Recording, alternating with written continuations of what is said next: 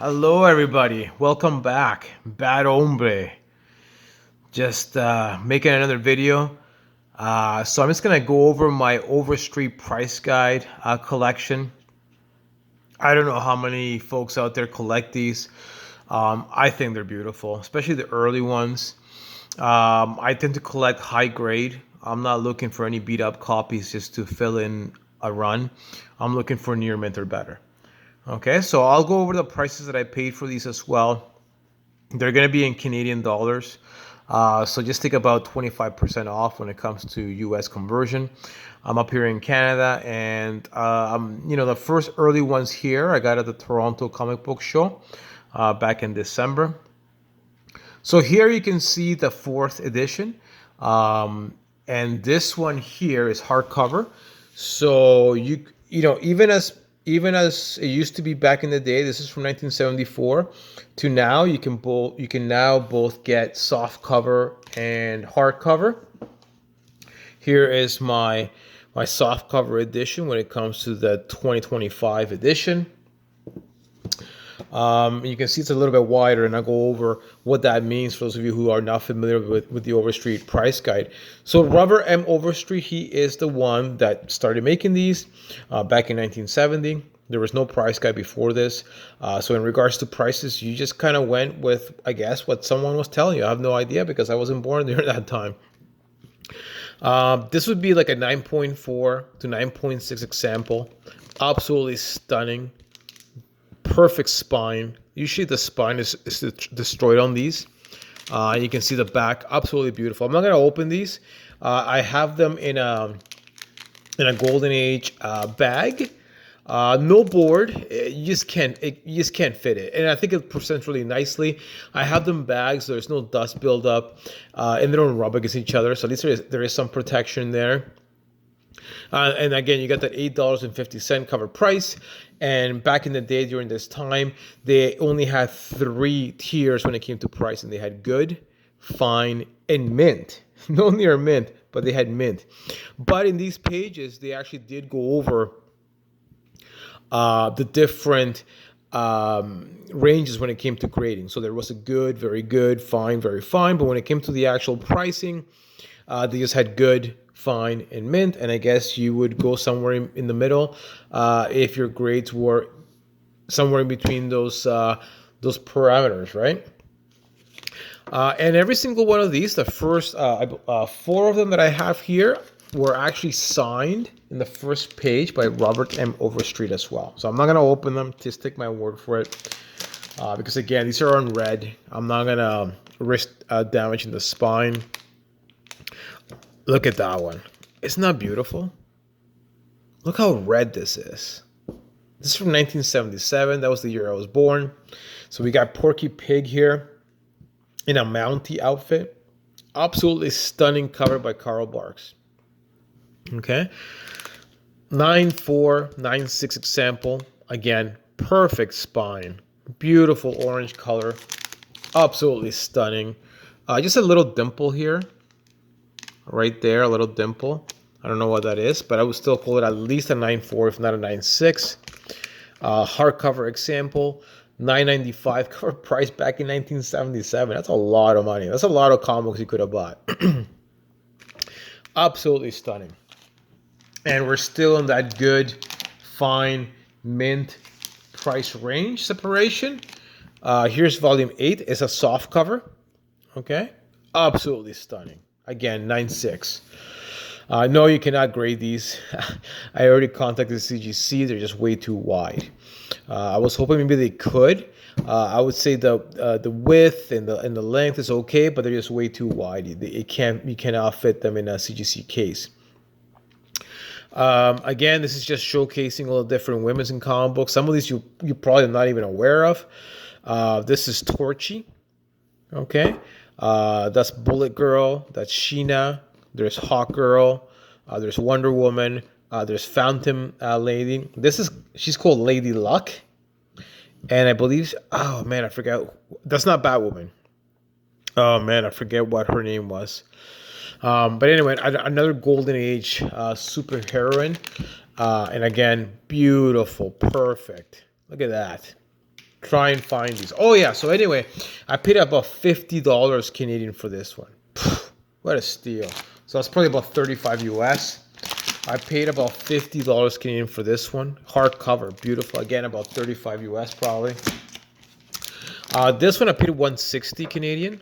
So probably about 125 US. Again, absolutely beautiful.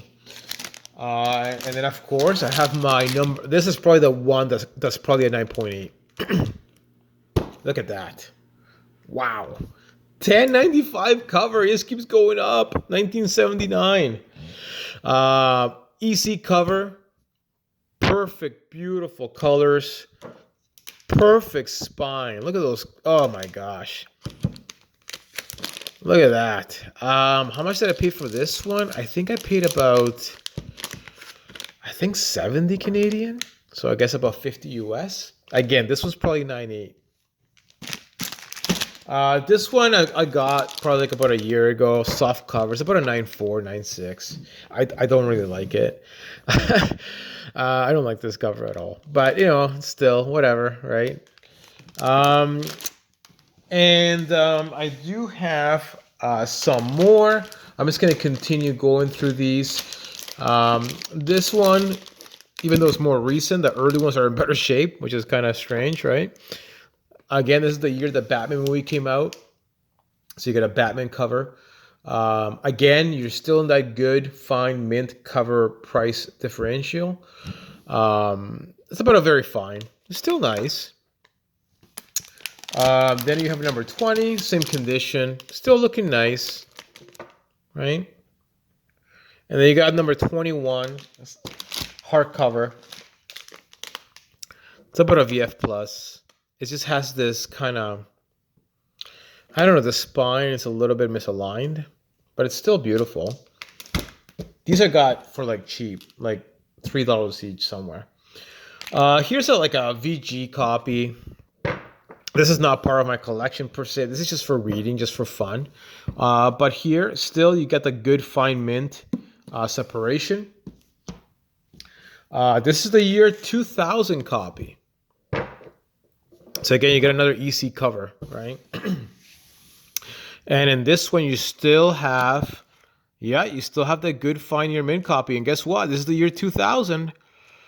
I just like looking at the art for these. These are awesome. Where are these guys? Where are they? Oh, I saw it earlier. Where are these guys? Maybe they're in the front, maybe. Oh, there they are. Oh, now open. CGC. Are they gonna make it? Let me tell you, when these guys first came out, I was in my early 20s, and I thought it was a scam, and I didn't think they were gonna make it. But here we are. Again, another beat up copy. This is volume 36. You can see these are wider. And that's just to add space, because here they finally made the additional separation when it came to good, very good, fine, very fine, 9.0, 9.2 prices, right? So they needed extra space. And that's pretty much it. Here's the latest one. And so what do you guys think? Do you guys still buy these? I buy them because I actually sell quite a lot of stuff on eBay, and it pays for all of my collectibles. So me buying this every year, it's like a business expense. So it's either me paying more tax to the government or buy one of these as a guide for free, pretty much, and use it as a business expense. I like reading through the articles. I actually like looking through the actual pages and looking at all the different issues and all the different information they always add. And you also have a price of the Overstreet price guide in here, right? Over the years, right? They actually have a pricing, which again, is that biased? Is that like a, what do you call it? A conflict of interest, maybe? Where you have the Overstreet price guide grading its own guides? I don't know. But I still like them.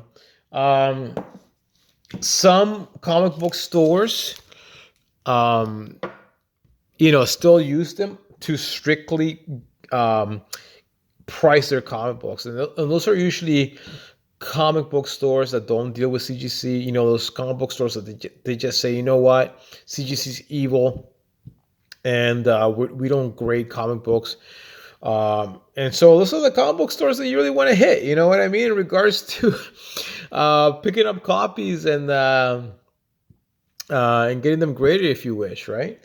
But I use it still. But I use everything. I use eBay. I use auction sites. I use I use GP analysis. You know, all these different apps. Here we have Wizard. I'm trying to get a Wizard sealed copies only kind of collection going. But again, the Overstreet price guide came out every single year. It's an annual thing. So, you know, back in the early 90s, we had these monthly magazines that would pretty much price comic books from like 1970 and up. And they would give us like nice little cards. You know, the first few issues were, you know, Valiant and Image heavy. 1992.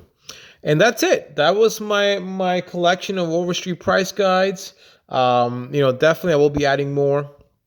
I'm gonna reach out to that vendor that I got those first ones from that had them signed by Robert M. Overstreet. He did tell me he's got the first one, but he wants to hold on to it. But next time I see him at a show, if I see him, I'm gonna talk to him about it, and I'm gonna make him an offer, and hopefully I get to make another video about it. Okay. All right then. Bye bye.